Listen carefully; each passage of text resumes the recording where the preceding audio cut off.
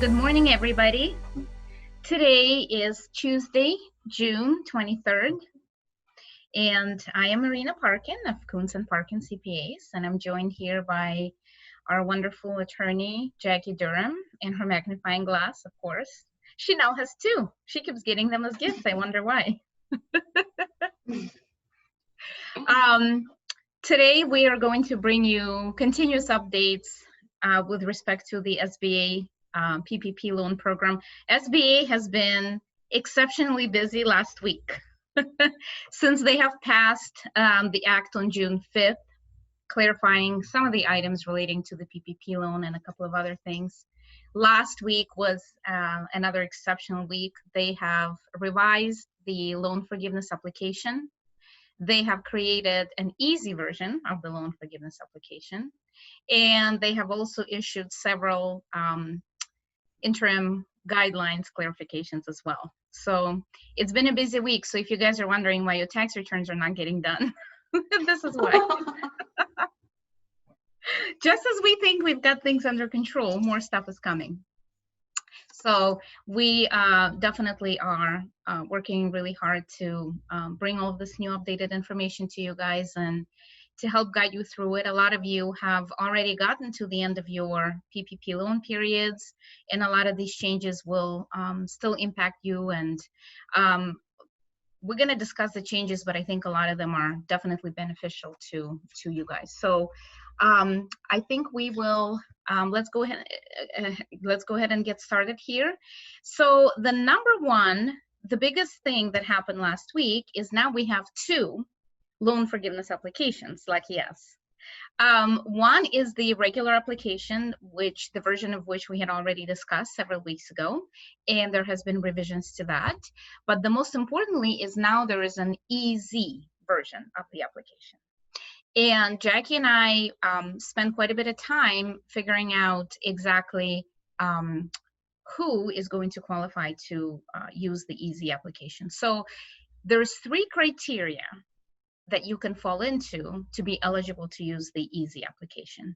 And I think that's what we're going to get started with, because I feel like after going through them that a lot of our clients and a lot of the small businesses will definitely fall into one of these scenarios. So I'm going to get started. So again, there's three different types of scenarios that you can fit. Scenario number one is the borrower is a self-employed individual, independent contractor, sole proprietor, who had no employees at the time of the PPP loan application and did not include any of the employee salaries in the calculation of the application. Again, this is a little bit confusing in that if you are an S Corp shareholder and you're the only owner employee, do you fall under that category? We, at this point, without any further clarification, are going to say no. I think we're going to assume that this particular category really belongs to independent contractors and self-employed individuals that are really filing Schedule C to report their business income. So this is a Schedule C filer that also did not have any other employees. Now remember, you can be a Schedule C filer and still have other employees on payroll. That category is not for you. So this is really very simplistic for those self-employed individuals, independent contractors. We believe it's somebody who's going to be filing Schedule C. I think that's going to hit a lot of those small business owners that are just working for themselves and not filing anything else other than a Schedule C for their business activity. The second scenario that you can fit has two-pronged test. Number one, the borrower did not reduce the annual salary or hourly wages of the employees by more than 25% during the covered period or the alternative payroll covered period.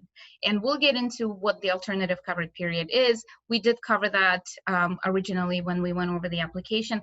That definition has not changed, but essentially for the simplicity just of this discussion, let's go ahead and say that this is going to be the duration of your loan period.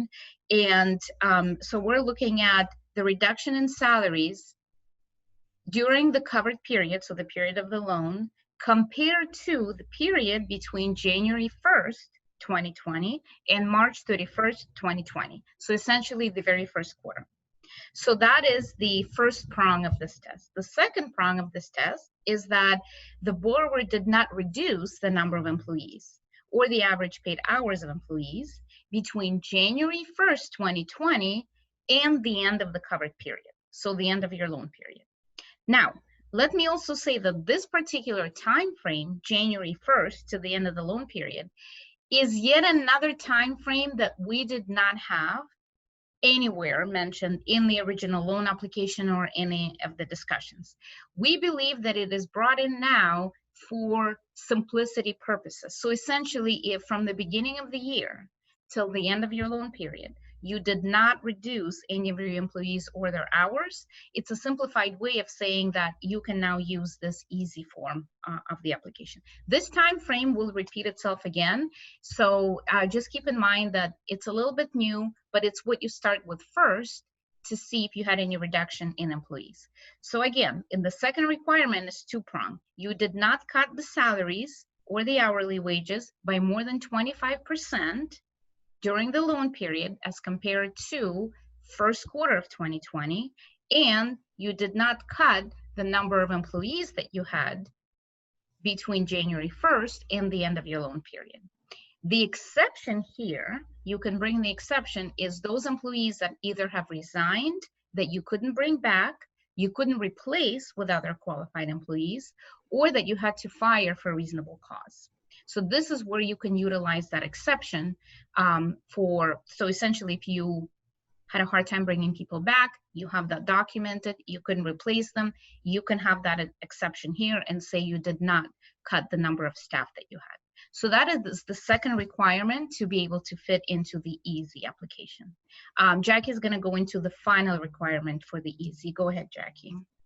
Right. So it almost seems like in the second eligibility requirement, you might otherwise qualify for full forgiveness because you can benefit from a safe harbor, or you can benefit from one of the two calculation methods for calculating your FTE headcount.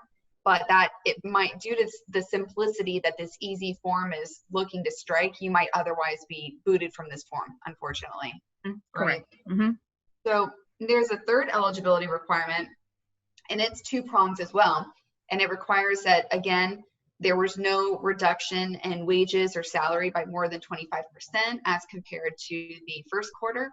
And it also requires that the borrower was unable to operate at the same level due to governmental restrictions and guidance related to COVID. So that's that new safe harbor that came in under the Flexibility Act, and they're bringing that into the easy application. And this easy application, Marina, from what you can see, you sort of just, it's self-certifying. So you determine whether or not you fall into this safe harbor and whether or not you can qualify on this basis. And I would say that most of our hospitality businesses, certain restaurants, even some fitness facilities are going to be able to benefit from this. Mm-hmm. Absolutely. So, and then we also have, like Marina was saying earlier, there were regulations that were issued, and there were a couple really good items that came through with regulations that we also saw implemented in the applications itself. The first one is the employee compensation. Is you're able to receive forgiveness for the entire covered period worth of employee compensation that you pay to your non-owner employees.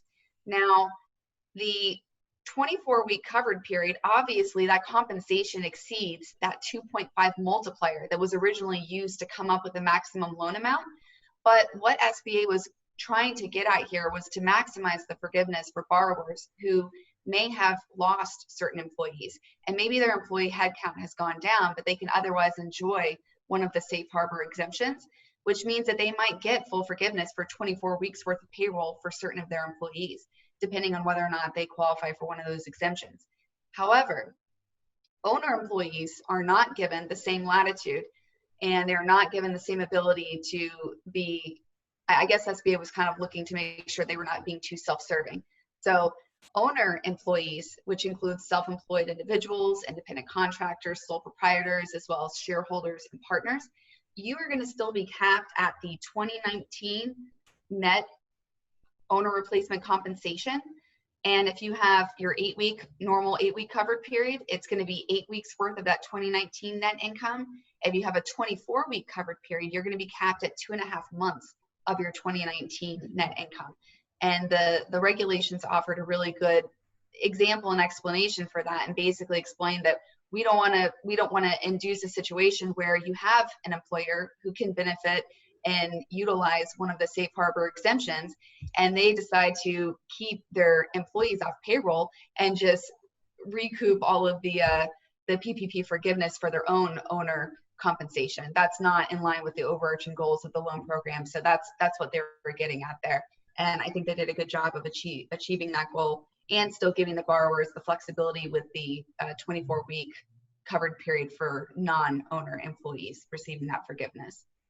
I know that there's, this is another example of the benefits that are being provided by the 24-week covered period, but I think Marina and I have identified some of the downfalls, and she's going to go into a little more detail on those, some of the considerations that need to be made now that that 24-week covered period is in play. And I wanted to mention about that owner compensation, to take just a little step further with the numbers example. This is going to really make it easier for the self-employed individual, let's say a realtor who's on Schedule C, who may have made over 100,000. So they were limited to 100,000 of the compensation replacement to apply for the loan. So the number they used to apply for the loan was 100,000 prorated for 2.5 months. And that number is 20,833. Now, SBA is coming to say that if you do choose to use the 24-week covered period for the loan, that is going to be the number that you can use for forgiveness. So essentially, what was happening before for that same individual is you have to now, if you were stuck to an 8-week loan, you had to take your 100,000 limited compensation, prorate that for 8 weeks, which gave you 15,385. So you were left with about 5,000 under that scenario that wasn't going to get forgiven.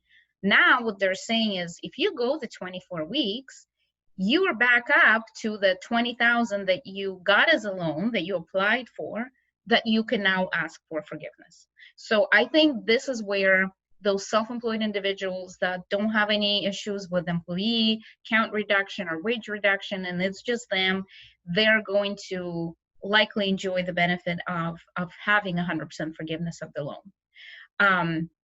I also want to mention that just because there's an easy form versus a regular loan form, that doesn't mean that your loan is automatically going to get forgiven if you're filling out one form or the other. You still need to go through the math to figure out how much loan you received versus how much loan you used based on the loan period, based on all of the factors that we had already discussed, and we're going to keep reminding you guys.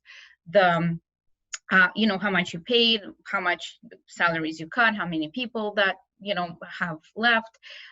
You still need to meet that criteria, as well as using the proper portion of that loan on salaries versus other expenses. So filling out the easy form does not guarantee forgiveness, and neither is filling out the long form. So that's really important to understand. So essentially, when we're talking about the easy form, if we look at the 3 criteria that we had just described with Jackie, it's essentially for those that either didn't have any employees or did not have any change in salary or the employee count. If there were changes in salaries or employee counts, you have to use the long form. If you go through the math on the long form, you can still get the forgiveness, because that's where you have a lot of those safe harbors apply, where you can restore the number of employees. That's where you can demonstrate it. You can demonstrate the fact that you fall into another safe harbor. But that's where you get to demonstrate that on the long form. So please, because I think there's been a lot of stuff in my email about the easy form being, oh, I'm just going to fill it out and all of my loan automatically. There's nothing automatic about it. you still need to go through the math. So that's one thing I definitely wanted to bring up to you guys. The other thing that I want to mention, as Jackie pointed out, is a lot of people are now thinking, should I stick to my 8-week loan period, or should I now go into the 24-week loan period? Well, it seems like the 24-week loan period provides the benefit if you didn't have a chance to spend all of the money you got as a loan, because you may have had a reduction in employees or reduction in salaries. Or when you applied, when the applications were being taken, a lot of the numbers used in the applications were wrong because of that time. We didn't know the requirements, and the borrower didn't quite understand the requirements, and neither did the bank. So nothing was caught, and a lot of times numbers were thrown in that may have just been incorrect, and you got maybe more than you should have received, and now you actually have an opportunity to spend it all. So it seems like it's a great idea to go from the 8-week period to 24-week period. However, the pitfall there is going to be your employee count as well as the potential reduction in salary. So if you feel like your business is still not 100% and that you may need to cut some of your staff, or some of your staff may leave and you may not be able to use an exception of, not being able to replace them, or firing them for cause or something like that. If you do need to cut your staff, or you need to cut their salaries, if you're within 24-week period, you have to comply with the same level of staff or salaries for 24 weeks. So that really is something to think about. You don't have to keep up the same level of employees and salaries for the remainder of the year, but definitely for the 24-week loan period, you need to be very cognizant of, if that's what you choose, if you end up cutting the salaries by more than 25% or reducing the number of staff, you are still not gonna, you're gonna get a reduction in your forgiveness. So if you already had all of the things in place to utilize your loan proceeds in 8 weeks, then we encourage for you to say that 8 weeks was your loan period. So if you, because a lot of people were putting things in place, they had given their employees bonuses, they gave, maybe they had put their spouse on payroll to replace somebody else who left and they couldn't bring back, or they gave, or they just hired extra people, and they were trying to keep the same staffing levels just to keep alive. So a lot of those things were in place to prepare for the 8-week period. But so if you feel like you had already spent your money properly, then I think 8 period, there's no reason why you should wait for the 24 weeks to be over. Keep in mind, the banks are not ready yet, I believe, to accept the applications. These application versions just literally came out at the end of last week. I think the banks are working on their same type of a system as they use for accepting the actual loan applications, which is portal type of system or an upload type of system where you can fill in the application online or submit the PDF on portal. So I think the banks are en route. So the key is, if your 8-week period is already over or is going to be over in the next few weeks, is that you tie down your documentation and you've got everything together, documenting what you've spent, and be ready to submit as soon as the bank is ready. So I think that that is a very, very important consideration. Who I see falling into the 24-week period is going to be, number one, the self-employed individual who was maxed out at the 2.5 months of compensation. So that $20,000 loan, to get the forgiveness of the full amount, you should use the 24-week period. And also the businesses that were still closed or not operating at capacity when they received their loan and had a hard time bringing employees back. Somebody like restaurant or hospitality, because a lot of them received the loans early on, but they were still not functional. And as they started opening up, they started bringing more staff back, but they were already well inside their loan period. So I think businesses like that would certainly benefit from the 24-week period, because they're actually increasing the staff as they're reopening their capacity. So I think that that is important. It's going to be a case-by-case scenario, whether it's 8-week or 24-week, but to certainly keep in mind to look at what you're projecting to happen in the next couple of months with your business. So that's something very important that I wanted to mention. Jackie, anything else? Any other thoughts on that? Well, I was noticing when I was playing with the application a little bit, as much fun as that was, that, you know, we have the 24-week period, like you said, it's an even longer period of time where you have to maintain that employee headcount. But also when you're looking at the reduction in wages and salary, once you breach that 25% mark, it reduces your forgiveness dollar for dollar. So if you reduce, say, an employee's salary by $10,000 over that 25% threshold, you then multiply that, or I'm sorry, divide that by 52 and then multiply that by your 24-week period. That number is going to be a lot larger than if you used an 8-week period.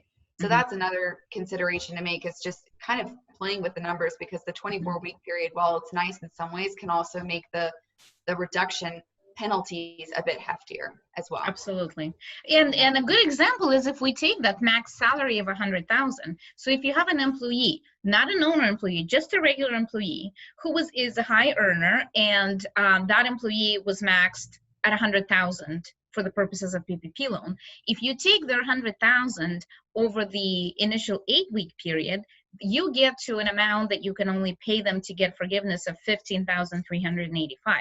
If you take that same 100,000 over 24-week period, now you're looking at the salary to that person of, the number is 46,154. So it definitely helps.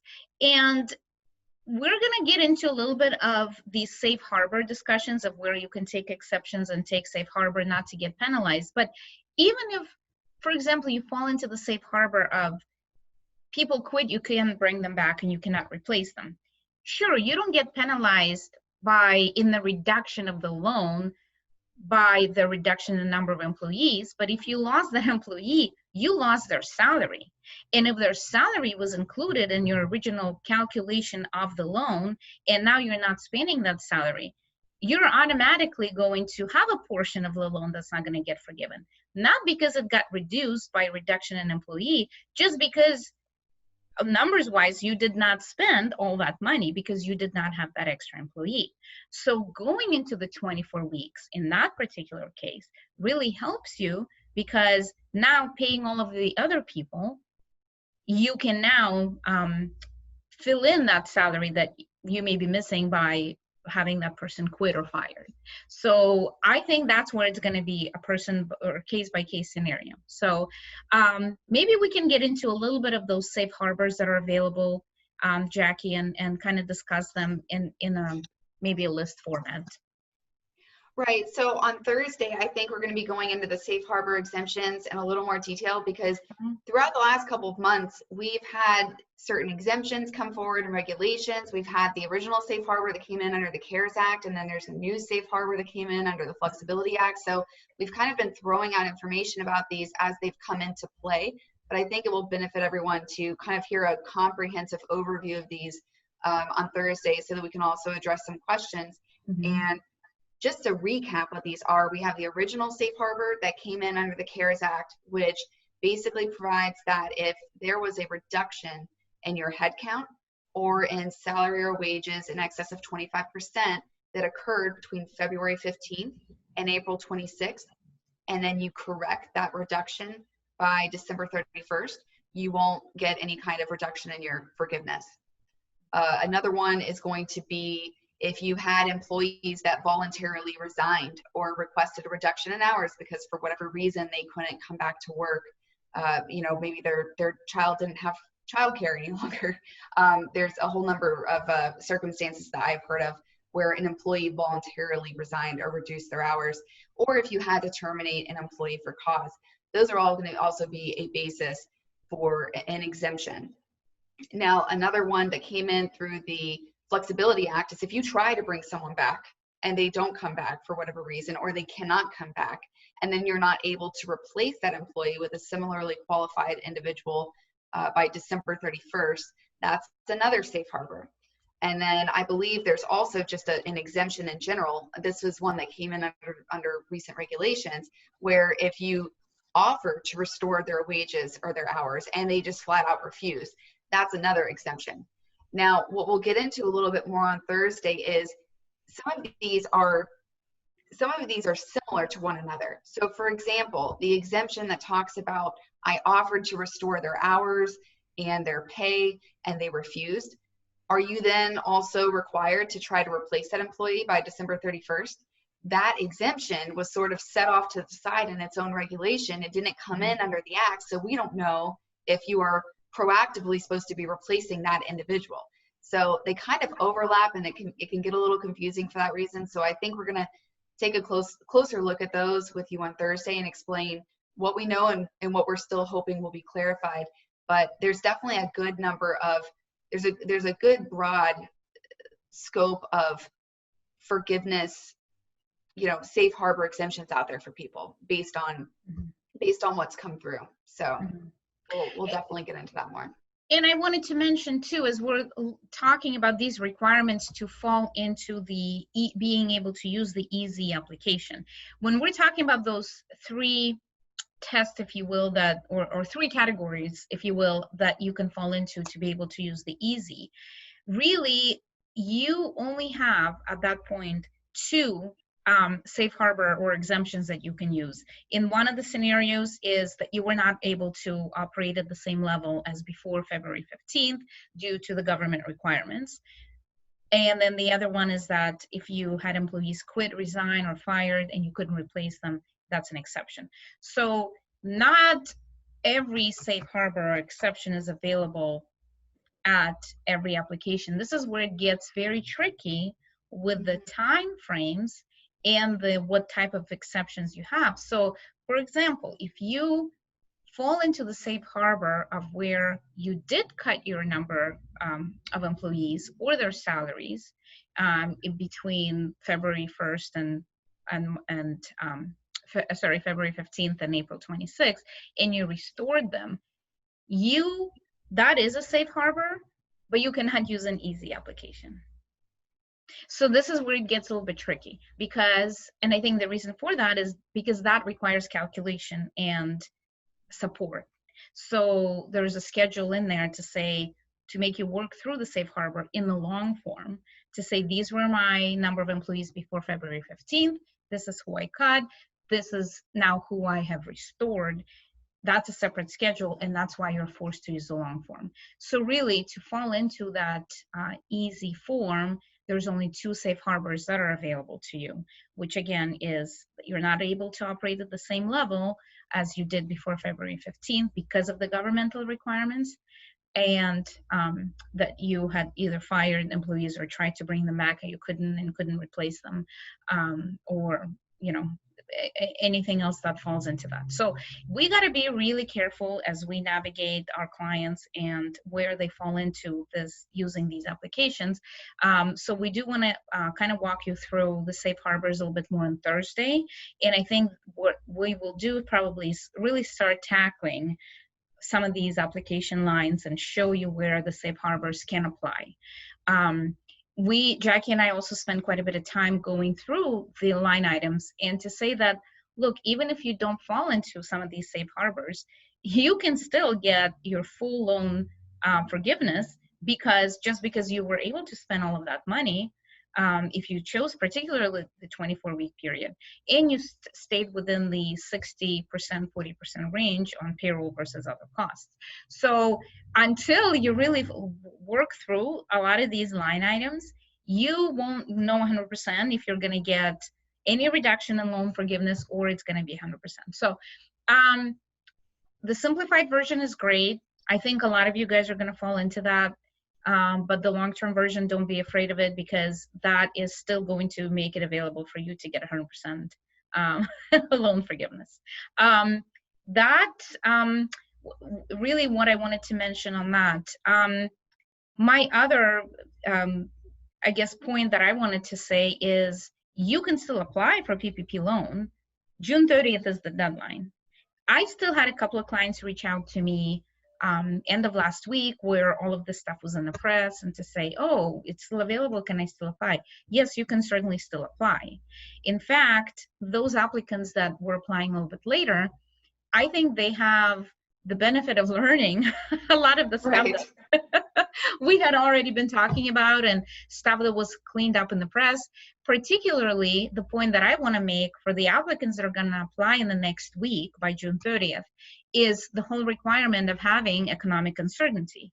So I think now you've got a pretty good idea whether your business is suffering and whether your business is, there's enough economic uncertainty where you really feel like you need that loan. Now, as we hear in the news, the cases are spiking, people are still social distancing, some of the businesses are still not open, things are kind of all over the place. So I still feel like a lot of the businesses that are not operating at full capacity and it's hard for them to project, you can still fall into that economic uncertainty.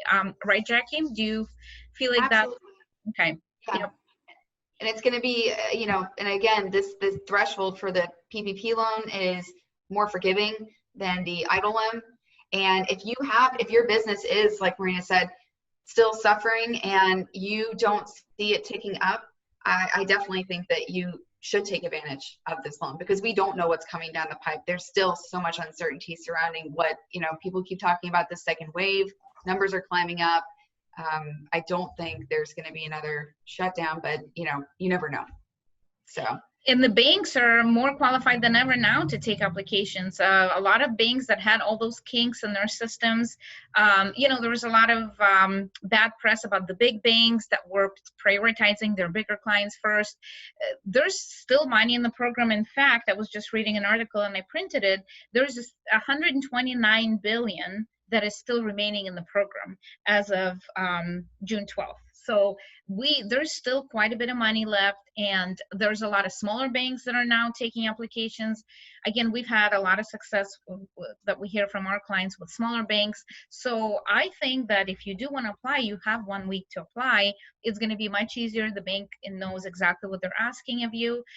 If you don't have a relationship with the bank, there's still a lot of smaller banks that are taking these applications. Definitely feel, if you feel like you've got the good reason, definitely apply. I also, to veer off a little bit from PPP, EIDL, I wanted to mention a couple of words on EIDL. A lot of my clients are still applying for EIDL. A lot of the clients are getting approved for their EIDL loans. Jackie, are you getting a lot of questions and emails from your clients about EIDL?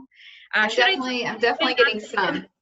a lot of people are asking about their eligibility for the loan, so that's been a whole nother hurdle to get through. So it's like I said, it's not as forgiving as PPP. So yeah, absolutely. Unfortunately, but yeah, they're going through, which is great. All of a sudden. A lot of the EIDL conversation that I hear from my clients is, oh, well, I could use the money, but I don't really need the money right now.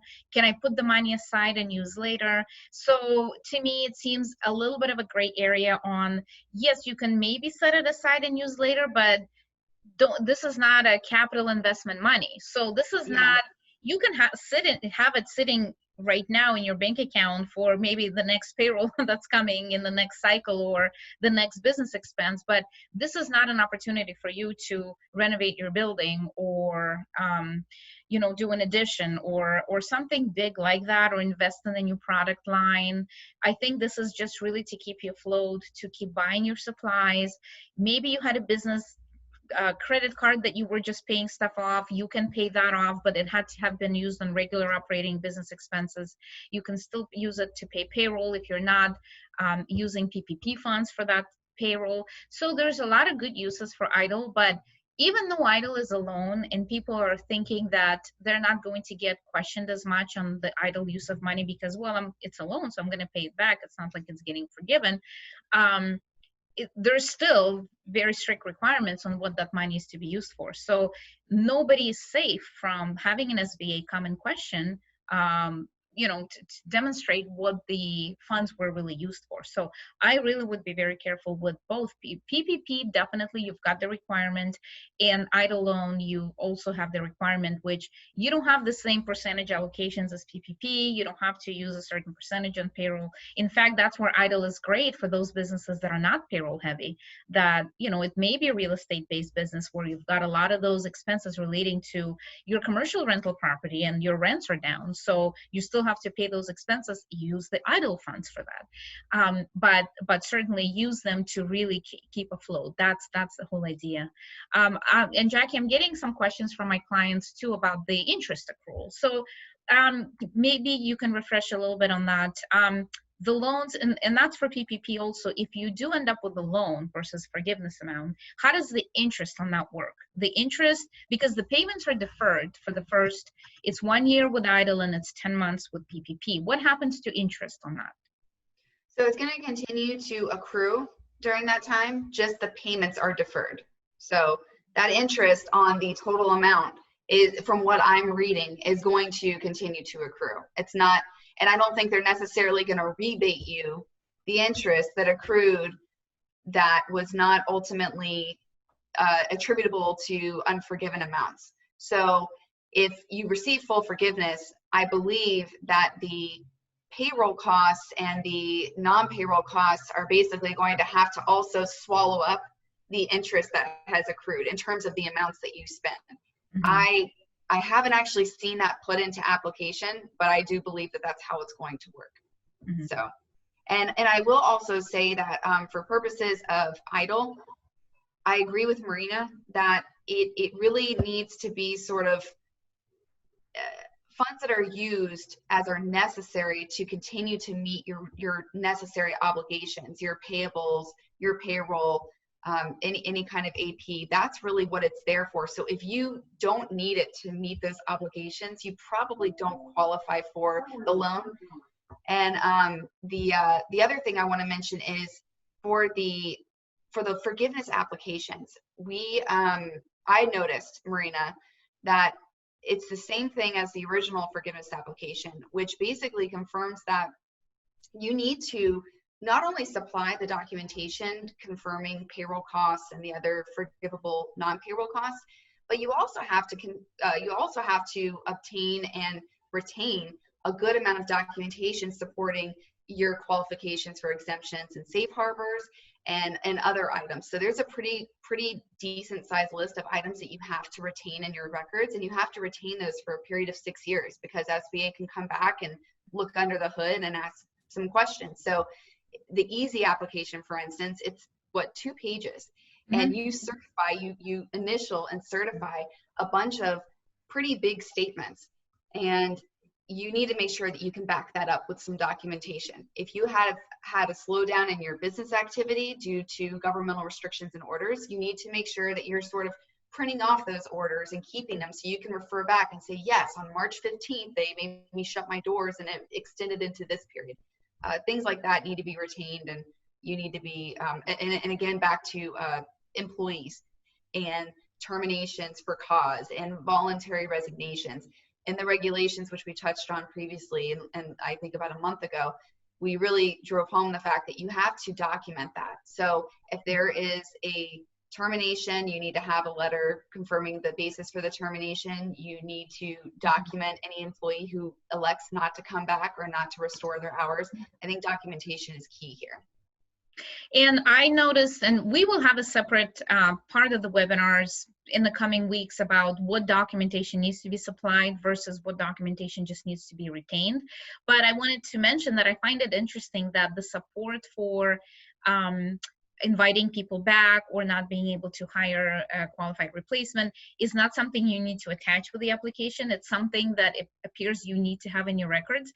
This, anytime, and I know this from, doing tax returns for 20 years of my life, people say, oh yeah, that's fine. I have that support. I have that. Don't worry about it. If IRS comes, I'll dig it up.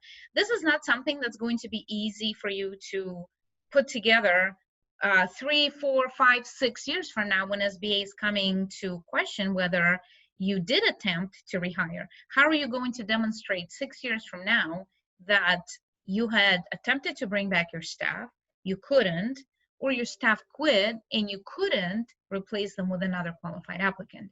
You need to have job postings, you need to have some sort of trace on possible interviews, something where you really can demonstrate that you've attempted to do it and you couldn't. It's not something where like a mileage log. I'm just going to recreate my mileage log 3 years from now. This is not it, guys. This is not it. This is the documentation you need to have tied down, particularly when it's talking about some of those kind of open areas like, you know, economic uncertainty. What makes you feel like you had economic uncertainty? Believe me, a year from now, whatever situation we're going to be facing, this has been such a stressful year, but you're going to forget how you felt in February and how you felt in April by next August.